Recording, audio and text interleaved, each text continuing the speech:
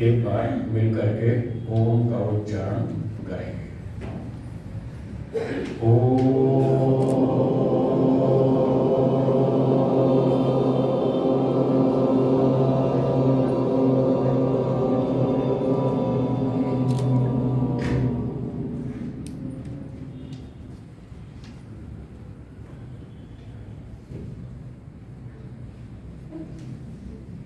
उपस्थित विद्वद्गण, धर्म प्रेमी सज्जनों, माताओं और बहनों,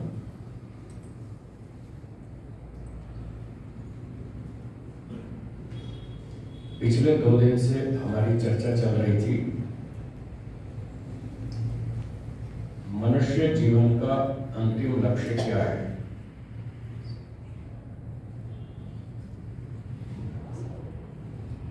क्यों हम संसार में आए, किस लिए आए, क्या करना चाहते हैं। इस बात पर बहुत कम लोग सोचते हैं, बहुत कम लोग विचार करते हैं, बस दुनिया की देखा देखी नकल करते हैं। वो स्कूल जा रहा है तो मैं भी जाऊंगा, वो डिग्री ले रहा है तो मैं भी लूंगा, वो पैसे कमा रहा है मैं भी कमाऊंगा, वो बंगला बना रहा है तो मैं भी बनाऊंगा। बस ऐसे ही देखा देखी नकल करते रहते हैं और इन्हीं कामों में जीवन समाप्त हो जाता है। इस बात पर बहुत कम लोग विचार करते हैं, बहुत थोड़ा विचार करते हैं कि हम आखिर आए किस लिए थे। ये क्रम तो हर जन्म में चलता है, स्कूल जाना, पढ़ाई करना, डिग्री लेना, पैसे कमाना, खा पी के बूढ़े हो जाना और मर जाना, और मरने के बाद फिर अगला जन्म, फिर स्कूल जाओ, फायदा क्या हो। अगर हर जन्म में स्कूल जाना है, फिर पढ़ाई करनी है, तो फिर स्कूल जाने से लाभ क्या हो। आखिर ये काम कहीं खत्म भी तो होना चाहिए, हमेशा चक्की पीसते ही रहेंगे। इस चक्की से बाहर निकलना है, बार बार जन्म नहीं लेना, इस जन्म मरण से छूटना है, इस चक्र से बाहर निकलना है। क्यों निकलना है? क्योंकि इस चक्र में दुख भोगने पड़ते हैं और दुख भोगना कोई चाहता नहीं। सभी लोग सुख प्राप्त करना चाहते हैं, इसलिए इस चक्र से बाहर निकलने की आवश्यकता है। तो इन बातों पर कल हमने परसों 2 दिन खूब अच्छी चर्चा की। इस चक्र से बाहर निकलने का रास्ता है महर्षि पतंजलि जी का बताया हुआ अष्टांग योग। दोहराएंगे, क्या है रास्ता, कौन सा है? अष्टांग योग। यही एक ही रास्ता और कोई और रास्ता नहीं, दूसरा कोई विकल्प नहीं है, कोई ऑप्शन नहीं, एक ही रास्ता है, इसी से हम बाहर निकल सकते हैं। अष्टांग योग में 8 अंग बताए गए, अष्ट अंग, अष्टांग। 8 अंग कौन से हैं, जरा मेरे साथ बोलिए। यम, नियम, आसन, प्राणायाम, प्रत्याहार, धारणा, ध्यान, समाधि। ये 8 अंग हैं। इस अष्टांग योग को बहुत कम लोग जानते हैं। वैसे आजकल योग का नाम तो भारत से अमेरिका तक बहुत फैल गया है, बहुत प्रचार हो रहा है योग का, योग अथवा योगा के नाम से। पर अधिकांश लोग भ्रांति में हैं। योग के नाम पर जो सिखाया जा रहा है वो योग नहीं है, वो नकली माल, डुप्लीकेट। नकली माल से सावधान। जैसे नकली घी से आपको वो लाभ नहीं हो सकता जो असली से होता है, नकली घी तेल मसाले से वो फायदा नहीं होता जो असली से होता है। जब आप बाजार में जाते हैं तो आपको हर चीज असली चाहिए। घी 100% शुद्ध चाहिए, असली घी चाहिए। तेल 100% शुद्ध चाहिए। गरम मसाला, हल्दी, नमक, हर चीज आपको 100% शुद्ध चाहिए। और योग नकली चलेगा, भगवान नकली चलेगा, ये आश्चर्य की बात। जैसे आप और चीजों में आग्रह करते हैं कि नहीं हमें 100% शुद्ध चाहिए, ऐसे ईश्वर भी 100% शुद्ध होना चाहिए। हमें जिस ईश्वर की आवश्यकता है वो भी 100% शुद्ध होना चाहिए। नकली से काम नहीं चलेगा। योग भी असली होना चाहिए, नकली योग से काम नहीं चलेगा। तो खैर लंबी चौड़ी बातें हैं, समय कम है, सारी बातें तो मैं नहीं बता पाऊंगा, संक्षेप से कुछ बातें रखूंगा। अष्टांग योग जो है इसमें 8 अंग बताए, 2 अंग यम और नियम, ये व्यवहार काल की शुद्धि के लिए। सुबह से लेकर रात तक सारे दिन जो हम व्यवहार करते हैं, सोचते हैं, बोलते हैं, लेन देन करते हैं, जो भी सारा व्यवहार करते हैं लोगों के साथ, उसमें यम और नियमों का पालन करना चाहिए। योग का मतलब आधा घंटा सुबह शाम बैठ के ध्यान करने आंख बंद करके, योग सिर्फ इतना नहीं है। योग तो 17 घंटे चलता है। 24 में से 6-7 घंटा आप सो गए, कोई बात नहीं, 24 में से 7 घंटा निकाल दिए, बाकी जो 17 घंटे हम जागते हैं सुबह से रात्रि तक, पूरा दिन योग का अभ्यास करना है, ऐसा महर्षि पतंजलि जी कह रहे हैं। मैं नहीं कह रहा, मैं अपनी कोई बात नहीं कहता। कुछ लोग नए हैं इसलिए दोबारा स्पष्टीकरण कर रहा हूँ। मैं अपनी बातें नहीं कहता, जो भी कहता हूँ वेदों की और ऋषियों की कहता हूँ, प्रमाण और तर्क से कहता हूँ, इसके सिवाय कुछ नहीं कहता। और यही बोलने का नियम है। बोलने के जो नियम होते हैं शास्त्रों में लिखे हैं, उसमें ये नियम है प्रमाण तर्क साधनोपालंब। क्योंकि ठीक है, न्याय दर्शन में सूत्र लिखा है प्रमाण और तर्क से अपनी बात की सिद्धि करो, दूसरे का खंडन करो, सत्य की स्थापना करो, झूठ का खंडन करो। खंडन करना भी जरूरी है, वो शास्त्र में लिखा है। उपालंब, खंडन करो, झूठ का खंडन करो, हटाओ उसको। आप झूठ को नहीं हटाएंगे तो झूठ बढ़ेगा, इसलिए उसको हटाना भी काम है। जैसे आप रोज सुबह झाड़ू लगाते, क्यों लगाते? आप झाड़ू नहीं लगाएंगे तो क्या होगा? घर का रहने जैसा बचेगा। एक हफ्ते घर में झाड़ू मत लगाएंगे, देखिए क्या हाल हो जाएगा। तो रोज झाड़ू लगाते हैं, पोछा लगाते हैं, कपड़े धोते हैं, नहाते धोते हैं, साफ सफाई करते हैं, तो ये कचरा साफ करना ये हमारा फर्ज है, हमारा धर्म है। तो बातचीत में भी जो कचरा है उसकी सफाई करना वो हमारा बातचीत का धर्म है, महर्षि गौतम जी ने बताया। तो मैं उसी नियम का पालन करता हूँ। मैंने करीब 42-44 वर्ष पहले गुरु जी से बोलना सीखा था, और वो न्याय दर्शन से सीखा था। गुरु जी ने न्याय दर्शन पढ़ाया, और मैं तब से आज तक उसी का पालन करता हूँ, उसी नियम से बोलता हूँ। सामने वाले लोग बोलने में बहुत सारी गलतियाँ करते हैं, वो उनको पता नहीं चलता हम कहाँ गलती कर रहे हैं। और जब मैं बताता हूँ आप गलती कर रहे हैं तो वो समझ में नहीं आती, क्योंकि उन्होंने पढ़ाई नहीं कि बोलने में क्या गलती होती है। महर्षि गौतम जी ने 54 प्रकार की गलतियां बताई बोलने में। कितनी? 54 मिस्टेक्स। वो 54 गलतियां लोगों को मालूम नहीं, इसलिए वो गलतियां करते रहते हैं। और मैंने उस पर 45 साल खूब जम के मेहनत की इस न्याय दर्शन पर। कम से कम 150 बार पढ़ा न्याय दर्शन, 150 बार। कठिन सब्जेक्ट, अच्छे लोग घबराते हैं, न्याय दर्शन समझ में नहीं आता, उसको मैंने 150 बार पढ़ा। तो जैसे अभी माता जी बता रही थी परिचय में, सुप्रीम कोर्ट के न्यायाधीशों को हाई कोर्ट के जजेस को पढ़ाता हूँ। हाई कोर्ट में जाता हूँ, वहाँ वकील लोग बैठते हैं, 100-100, 150 वकील बैठते हैं, उनसे खूब जम के बहस होती है और मैं जीत कर आता हूँ, कभी हारा नहीं होती।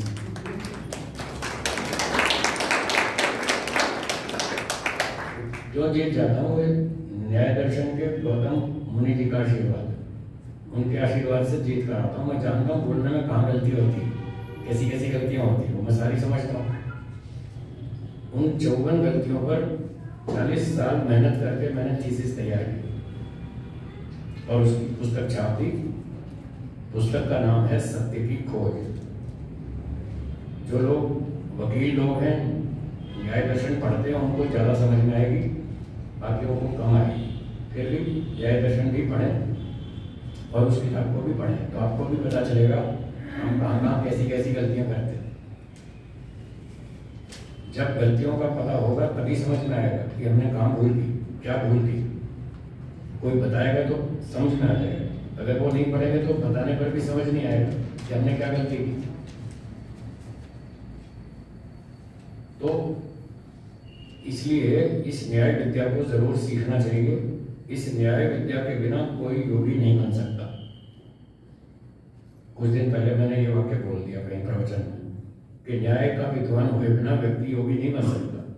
तो रिकॉर्डिंग तो होती रहती, तो किसी ने सुन ली, वो आके मेरे पास पूछने लगा, गुरुजी आज तो आपने नई बात बताई कि न्याय का विद्वान बने बिना व्यक्ति योगी नहीं बन सकता। मैंने कहा बिल्कुल नहीं बन सकता। जो न्याय दर्शन में मेहनत नहीं करता, न्याय विद्या को नहीं समझता, वो योग नहीं सीख सकता, वो योगी नहीं बन सकता। क्यों नहीं बन सकता? इसलिए नहीं बन सकता, इस अष्टांग योग में जो 2 अंग शुरू के यम और नियम, 5 यम हैं, 5 नियम हैं, ये आप पहले भी सुनते रहते हैं। चलिए एक बार उनके नाम दोहरा लें। अहिंसा, सत्य, अस्तेय, ब्रह्मचर्य, अपरिग्रह। कितने हुए? ये यम है 5। शौच, संतोष, तप, स्वाध्याय, ईश्वर प्रणिधान, ये 5 नियम। ये व्यवहार की शुद्धि के लिए 10 कार्य। तो 17 घंटे में से 15 घंटे तो यम नियम का पालन करना, ये है योग। 15 घंटे आपको इस यम नियम का योग का पालन करना है और 2 घंटे बैठकर ध्यान करना है। 1 घंटा सुबह, 1 घंटा शाम को। इस प्रकार से ऋषि लोग कह रहे हैं 17 घंटे योगाभ्यास करना है, तब जाके योगी बनेंगे। अब इस यम नियम में जो पहले यम थे 5, उसमें दूसरा यम क्या है? सत्य, अहिंसा, सत्य।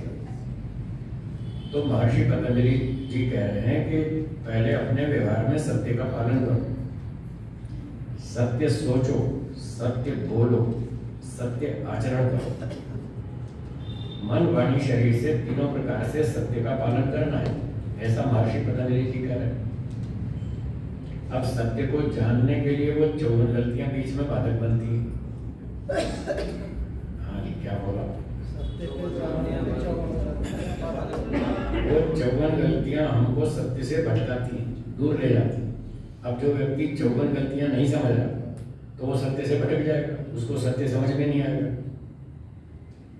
जब सत्य समझ में नहीं आया तो पालन क्या करेगा? जब सत्य का पालन नहीं किया तो योगी कैसे बनेगा? वो तो महाराज पतंजलि कह रहे हैं पहले सत्य का पालन करो, तब आप योगी में घुस सकते हैं, योग में प्रवेश कर सकते हैं। तो इसलिए मैंने कहा था जो न्याय दर्शन को नहीं जानता वो सत्य को नहीं समझ सकता, जो सत्य को नहीं समझ सकता वो योगी नहीं बन सकता।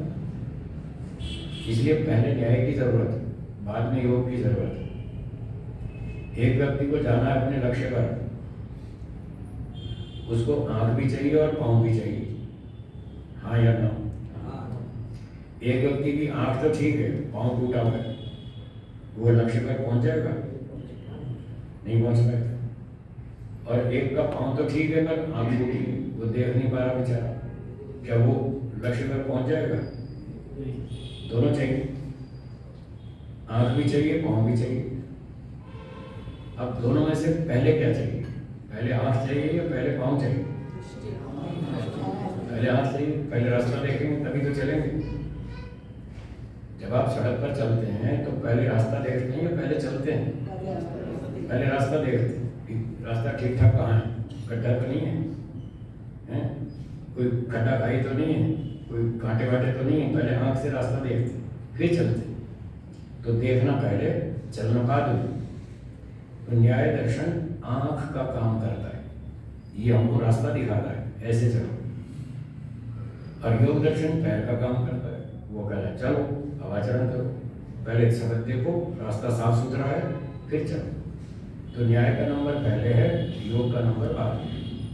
पहले आँख से रास्ता देखना है, फिर पाँव से चलना। तो इसलिए मैंने ये बात कही कि जो सत्य को नहीं जानता, जो इन 54 गलतियों को नहीं समझता, न्याय विद्या में कुशल नहीं है, वो योगी नहीं बन सकता, वो भटक जाएगा। तो हम ये प्रयास करते रहते हैं, लोगों को न्याय विद्या पढ़ाएं, उनको बताएं कि कैसे सोचना चाहिए, कैसे बोलना चाहिए। आप समुद्री जहाज में बम्बई से बैठ गए और जाना है मॉरिशस, तो समुद्री जहाज की एक पट्टी होती है फिक्स, उस पट्टी पे चलेगा जहाज तो ठीक जगह पहुंचेगा। और अगर थोड़ा भी पट्टी बदल गई तो 200 मील दूर किनारे पे जाके लगेगा, वहां नहीं लगेगा जहां पहुंचना चाहिए। ये हवाई जहाज भी अपने फिक्स रूट पे चलते हैं, भले ही हवा में उड़ते हैं, और उसकी फिक्स पट्टी होती है, उसी पर चलते हैं, तो ठीक जगह पहुंचते हैं, नहीं तो कहीं से कहीं पहुंच जाएंगे। तो ऐसे ही अगर आप सत्य को ठीक से नहीं समझे, थोड़ा भी इधर हो गए तो लक्ष्य पर नहीं पहुंचेंगे, 200 मील इधर पहुंचेंगे या कहीं और पहुंच जाएंगे। तो इस न्याय विद्या को भी सीखें और फिर योग का आचरण करें। तो महर्षि पतंजलि जी कहते हैं 15 घंटे तो व्यवहार काल में यम नियम का पालन करें और 2 घंटे सुबह शाम 1-1 घंटा बैठकर ध्यान करें। 17 घंटे योगाभ्यास चलता है। जो इस तरह से करता है वो योगी बन सकता है और वो फिर इस जन्म मरण से छूट सकता है। यही एक रास्ता है, दूसरा कोई रास्ता नहीं है। करना तो यही पड़ेगा। इस जन्म में करें, 10 जन्म बाद करें, 100 जन्म बाद करें, यही करना है, दूसरा कोई विकल्प नहीं। तो कल परसों हमने बहुत चर्चा की और इसका महत्व बताया कि मोक्ष की आवश्यकता इसलिए है क्योंकि वहां पर 100% दुख छूट जाते हैं और सुख 100% मिलता है। ये दोनों बातें संसार में असंभव है। हाँ, 4-6 घंटे के लिए छूट जाता है दुख, जैसे रात को सो जाते हैं, बस इतनी देर की, फिर सुबह उठते टेंशन शुरू हो जाती है। तो शायद 2-4 घंटे के लिए, 6 घंटे के लिए तो आप दुख से छूटना नहीं चाहते होंगे, लंबे समय के लिए चाहते होंगे। लगातार करोड़ों साल तक हमें सुख शांति बनी रहे, पूरी तृप्ति बनी रहे, एक भी दुख ना आए। यदि ऐसा चाहते हैं तो वो सिर्फ मोक्ष में ही संभव है और कहीं नहीं। तो उसके लिए हमें योग का अभ्यास करना पड़ेगा, तभी हम मोक्ष तक जा पाएंगे। तो यम नियम की बात बाद में सुनाऊंगा। 2 दिन से हम ईश्वर की चर्चा कर रहे हैं। ईश्वर एक है, सर्वव्यापक है, निराकार है, सर्वशक्तिमान है, न्यायकारी है, सृष्टिकर्ता है, आनंद स्वरूप है। वह चर्चा करें।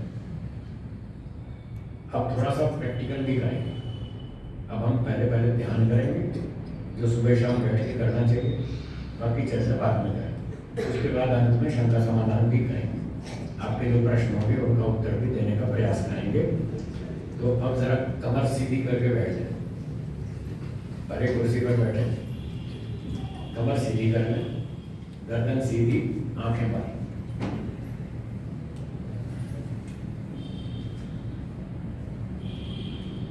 मन में संकल्प कीजिए, अब हम केवल ईश्वर का ही विचार मन में लाएंगे, अन्य विचार मन में नहीं लाएंगे। हमारा मन जड़ वस्तु है, हम चेतन आत्मा हैं। जड़ वस्तु स्वयं क्रिया नहीं करती, चेतन वस्तु स्वयं क्रिया करती है।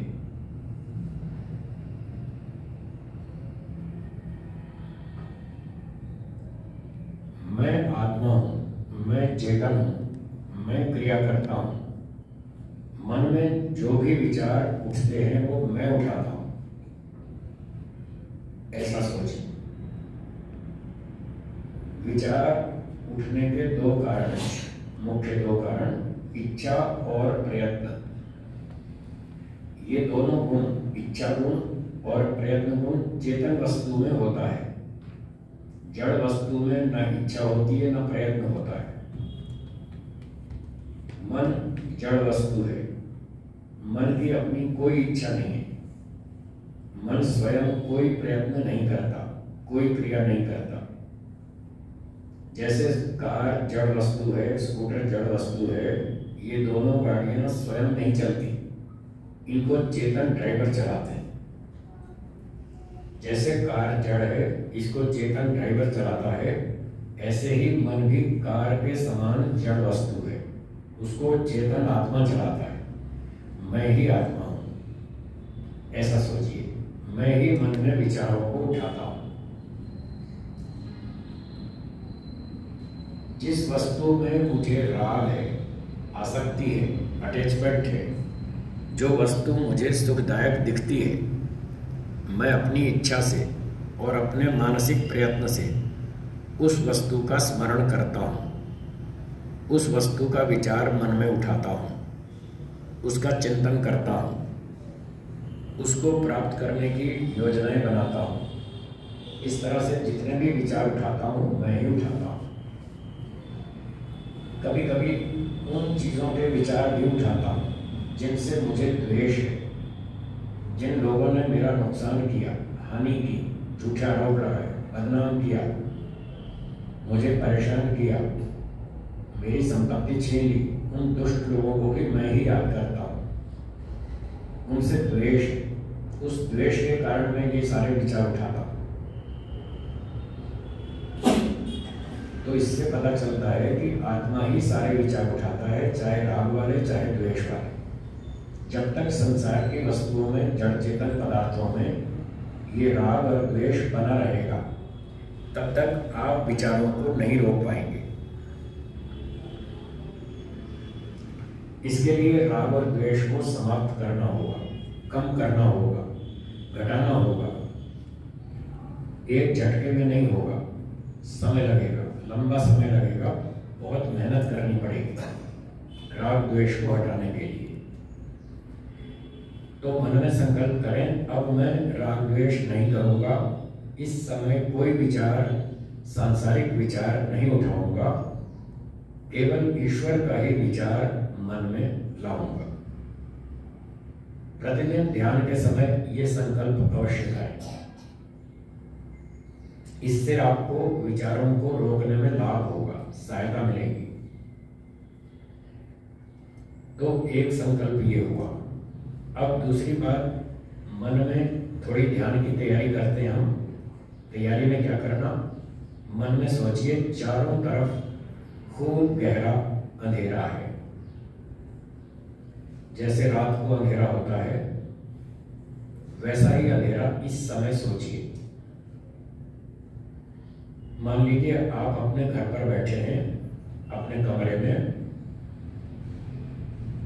आपने कमरे की सारी खिड़कियां, दरवाजे बंद कर दिए और पर्दे लगा दिए, सारी बत्तियां बुझा दी, लाइट्स ऑफ कर दी। अब देखिए खूब गहरा अंधेरा हो गया। ऐसी स्थिति बनाइए। अंधेरे में कुछ भी दिखाई नहीं देता, हम कुछ भी देखना नहीं चाहते, केवल ईश्वर का ही विचार करना चाहते हैं। हम एक समय में एक ही काम कर सकते हैं, या तो संसार की बात सोचेंगे या ईश्वर की।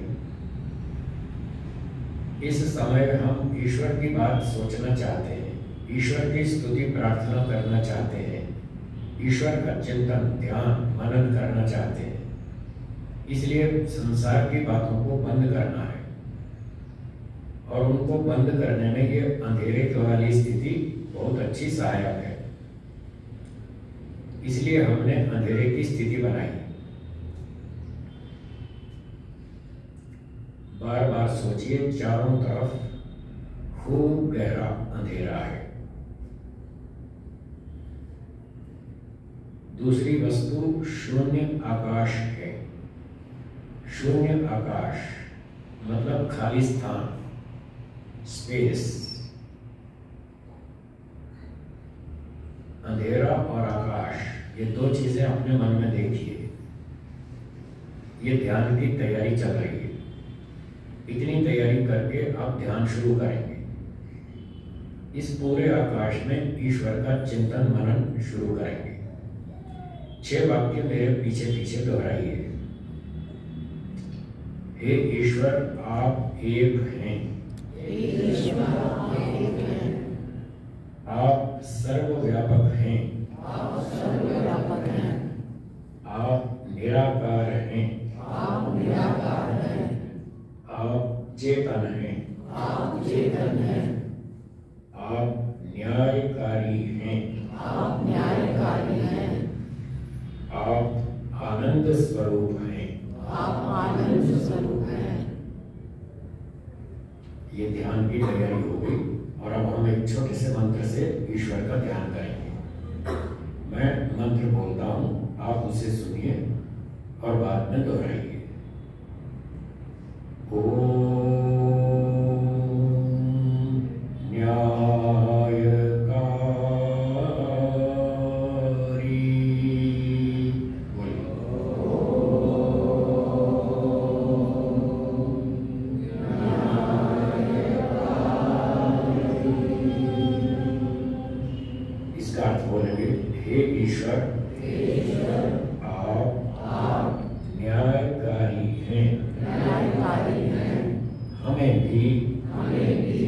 न्यायकारी बनाइए। आप कभी किसी पर अन्याय नहीं करते। हम भी कभी किसी पर अन्याय नहीं करेंगे। ओम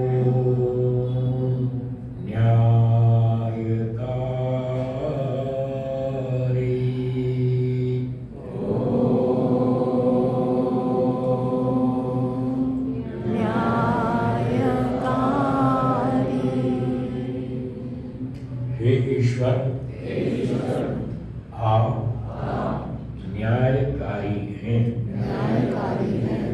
हमें भी न्यायकारी बनाइए।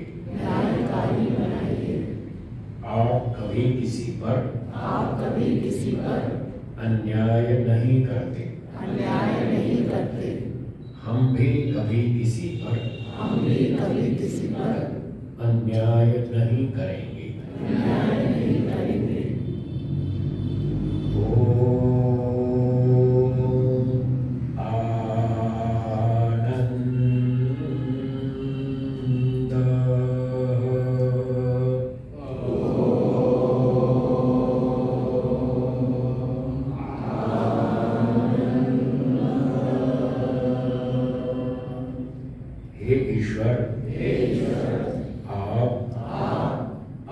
स्वरूप हैं।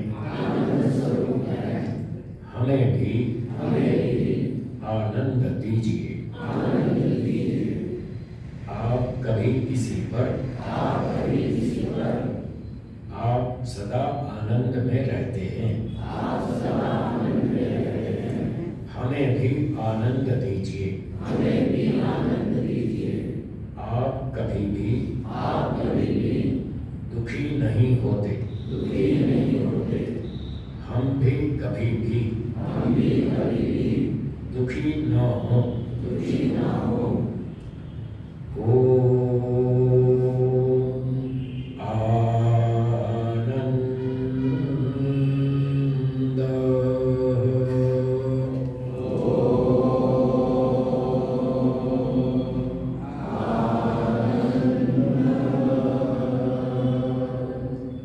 हे ईश्वर आप आनंद स्वरूप हैं। हमें भी आनंद दीजिए। आप कभी भी दुखी नहीं होते। हम भी कभी भी दुखी न हो। इस प्रकार से छोटे छोटे मंत्रों से हम ईश्वर का ध्यान करते हैं। जब अधिक समय बैठना हो तो फिर आगे गायत्री मंत्र से भी हम ईश्वर का ध्यान करते हैं। 15-20 मिनट तो सुबह प्रतिदिन ध्यान अवश्य ही करना चाहिए। ऐसे ही 15-20 मिनट शाम को भी करना चाहिए। ये तो कम से कम है। अधिक समय लगाएं, आधा घंटा, पौना घंटा, 1 घंटा भी ईश्वर का ध्यान अभ्यास करना चाहिए। अब हम गायत्री मंत्र से ईश्वर का ध्यान करेंगे। ध्यान का मतलब केवल ईश्वर का ही विचार मन में बना रहे, अन्य सांसारिक विचार बीच में न आए, इसका नाम है ध्यान। तो मैं गायत्री मंत्र थोड़ा थोड़ा बोलता हूं, आप उसे सुनिए और पीछे पीछे दोहराइए।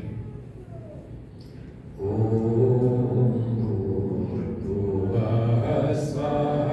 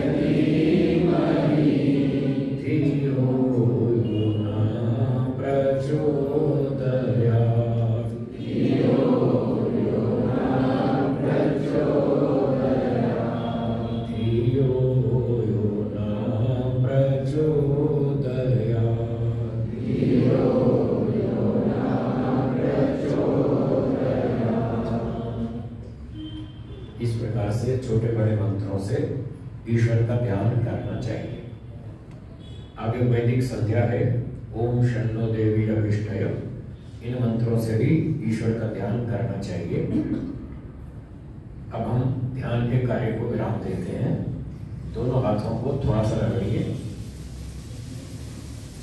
4-5 बार हथेलियों को आंखों पर घुमाइए, थोड़ा पलकों को सहलाइए। हथेलियों से कप्स बनाकर आंखों को ढक लीजिए। हथेलियों के अंदर ही धीरे धीरे आंखें खोलेंगे और धीरे धीरे पलकें झपकते हुए हथेलियां हटाएंगे, ताकि तेज प्रकाश आंखों में चुभे नहीं। इसका केवल इतना ही उद्देश्य है, लाइट आंखों में ना चुभे, इसलिए धीरे धीरे आंखें खोल लीजिए। ये था ईश्वर का ध्यान।